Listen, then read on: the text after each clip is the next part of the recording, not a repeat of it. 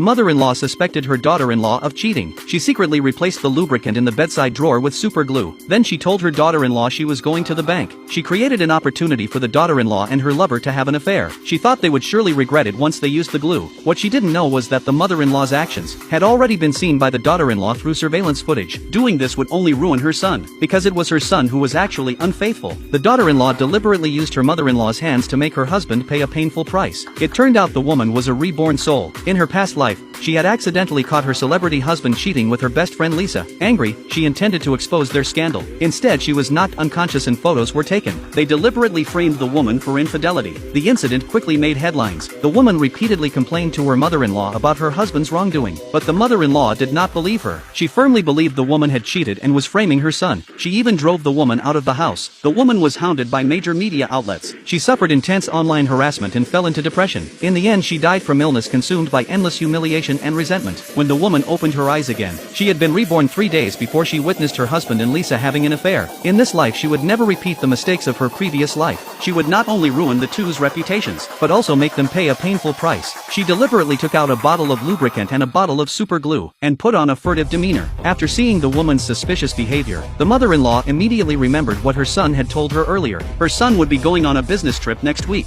He told his mother to keep an eye on his wife. He also said his wife might cheat. The mother-in-law believed the woman would take advantage of the son's business trip to have an affair. She mixed the super glue into the lubricant. She told the woman she was going to the bank today, and would be back very late. Thinking that if the woman really dared to cheat, getting stuck together by the super glue would be retribution. The mother-in-law didn't realize her son's business trip was a lie. In fact, he had secretly brought Lisa home. The woman saw this scene via hidden surveillance. Thinking back to her previous life, every time her Lisa came to the house, the woman had mistaken Lisa's visits as being to see her. She hadn't expected that these visits were a cover for their affair. Sure enough, the man habitually took the lubricant out of the bedside drawer again. Soon the two were glued together by the super glue. To prevent the woman from discovering this embarrassing scene, the man immediately called the woman. He lied that there had been a break-in and it was unsafe, telling her not to come back. The woman outwardly agreed. Then she called her mother-in-law. Using ambiguous words, she aroused the mother-in-law